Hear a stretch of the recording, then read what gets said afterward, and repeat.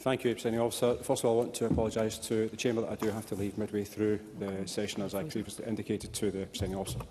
To ask the Scottish Government whether it provide an update on the Empire, Slavery and Scotland's Museum Steering Group and its work to consider Scotland's involvement in empire, colonialism and historic slavery, and how this can be addressed using museum collections and museum spaces, including the potential for a standalone slavery or human rights museum. Cabinet Secretary Angus Robertson. Presiding Officer, with your indulgence, may I begin by welcoming Dr Christopher Kalila, the Chair of the Commonwealth Parliamentary Association, the CPA, to our proceedings this afternoon.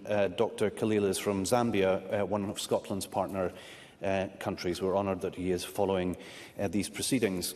Thank you.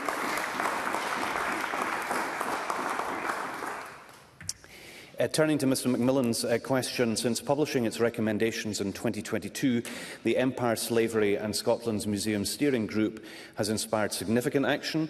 Through the Delivering Change programme, Museums Galleries Scotland is supporting 17 museums, 97 sector professionals and has awarded £200,000 to 7 community partners.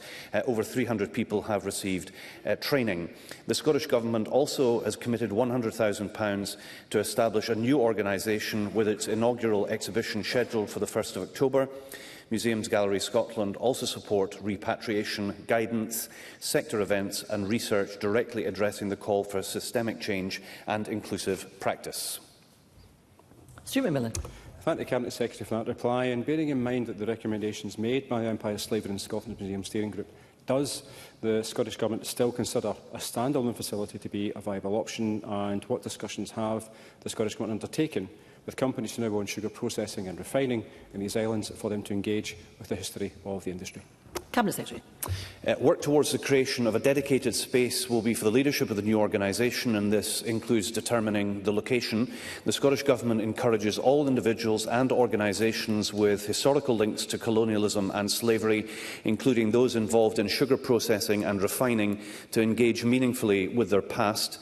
This is essential to ensure that any future representation of Scotland's role in the transatlantic slave trade and colonialism reflect the most accurate and inclusive picture possible.